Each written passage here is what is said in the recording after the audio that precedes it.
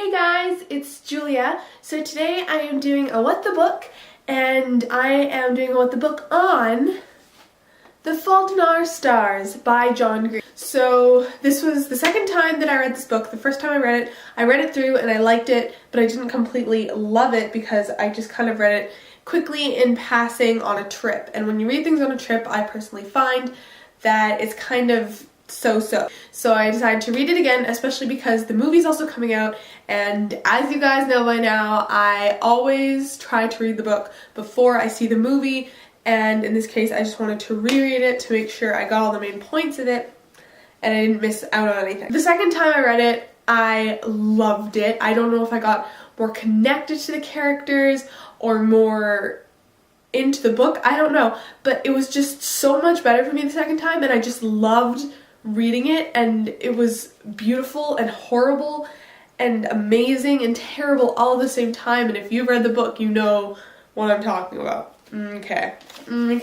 So the book follows the life of Hazel Grace Lancaster, who is a 17-year-old, I believe, who is suffering from cancer. She has an oxygen tank. She has to walk around with it all the time, you know, her little oxygen tank. And she has the cannula, which are the two things that go in your nose, and she has to wear that all the time. And, you know, she's one of those kids who like wears loose t-shirts, and she has a pixie cut, and, you know, she doesn't think she's the most beautiful person. You know, she thinks she's so-so. She knows she's a cancer kid, so she doesn't think people really pay that much attention to her.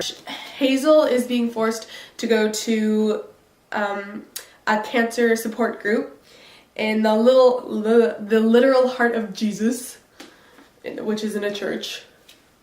It makes sense if you read the book, guys. She's being forced to go there because her mom thinks she's getting depressed, so just to please her mom, she goes, and she's always kind of like chilling there. And then one day she meets this guy there, and his name is Augustus Waters, and I bet y'all can figure out where this is going, but he's in remission from cancer, and he's come to support his friend Isaac. And Isaac has this eye cancer, and one eye had to be cut out as a kid, so he has one glass eye, and then the next eye he has to get cut out, and then he's going to be blind, so he just needed some support. So he brought his friend Augustus to this cancer support meeting, and Augustus starts staring at Hazel, and Hazel's like never been stared at before. Like, she doesn't know really what's going on, and then he comes up to her afterward, and he's like, "What's your name?" And she's like, "Hazel, your full name, Hazel Grace Lancaster," you know.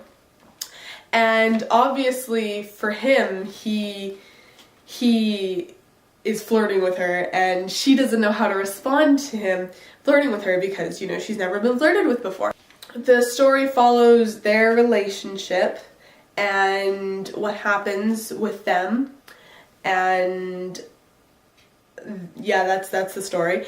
And let me just say right now that John Green is an incredibly intricate and amazing author. His books are like nothing else you'll ever read. Like, there's just a way he writes and a way he makes his characters that is so beautifully literal and intricate, and like you can kind of connect with them. Even like Hazel, you can connect with Hazel even though she has cancer. Another thing that I find interesting about how he wrote this book is how he talked about cancer. He was so chill about it, because obviously Hazel would be chill about having cancer because she's had cancer for a long time. She's a medical miracle. She had a tumor shrinking miracle that happened, and obviously for her it's just like another day in the park. She's like, "Oh yeah, cancer.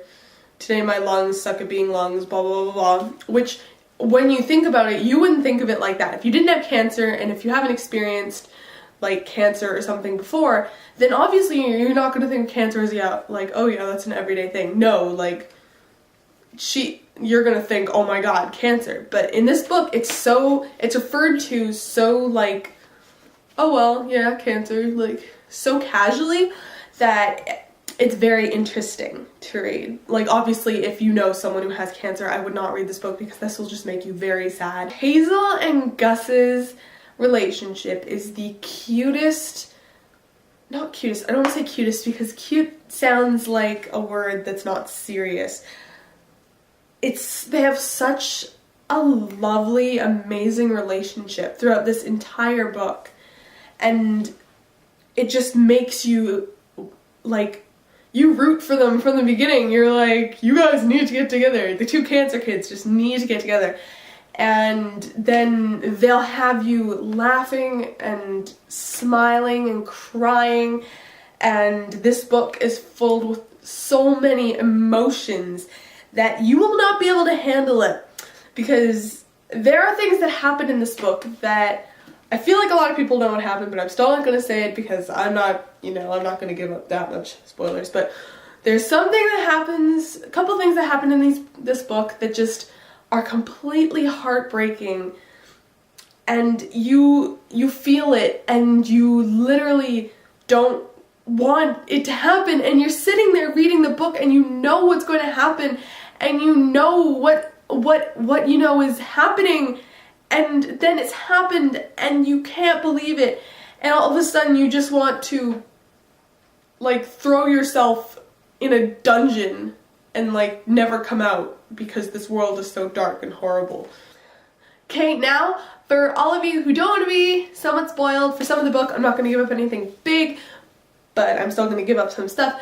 If anyone really just doesn't want to know what happens in this book, you guys can come back as soon as this picture is gone. Okay, cool. One thing that I really enjoyed in this book is when they go to, well, the fact that they go to Amsterdam, and they go to Amsterdam because Gus had a wish, like, Make-A-Wish. They have like their version of Make-A-Wish in this book.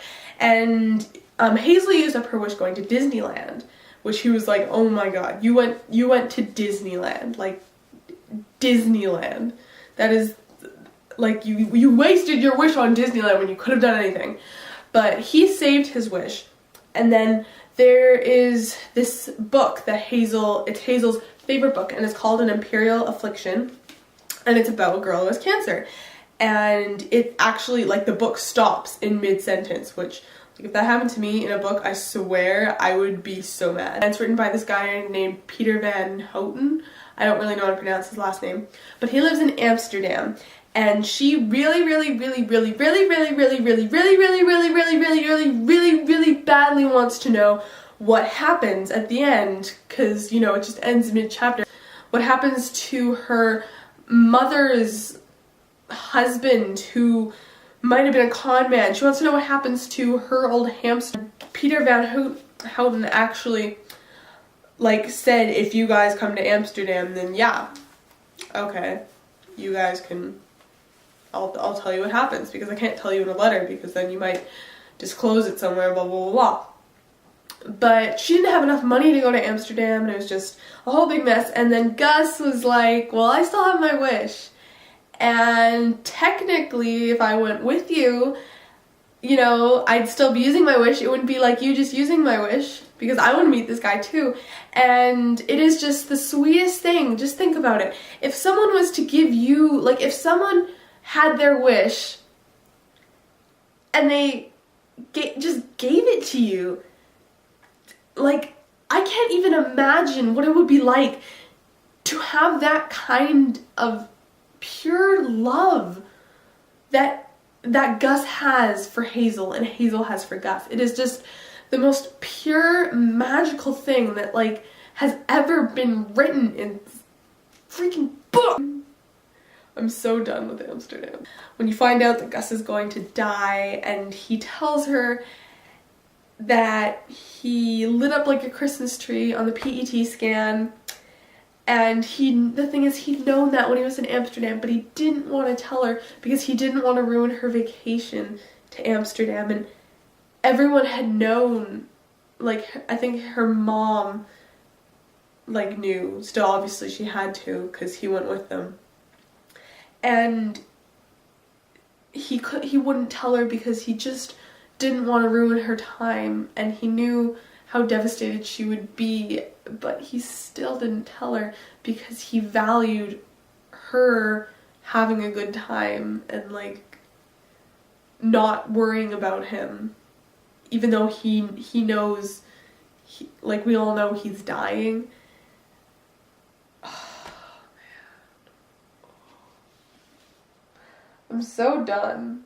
I am so done. I love The Fault in Our Stars. The Fault in Our Stars is an amazing book. Go pick it up and read it, especially if you're going to go see the movie. And there's so many sweet things and sweet quotes that happen in this book. Why are you staring at me? Because you're beautiful. My thoughts are stars I cannot fathom into constellations. Okay, okay. Okay is a very flirty word. It's a good life, Hazel Grace. Okay, now my stomach's hurting because I'm so sad.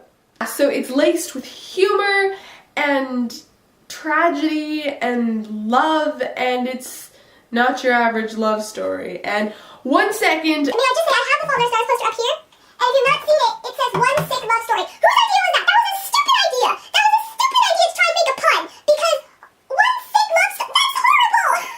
That's horrible!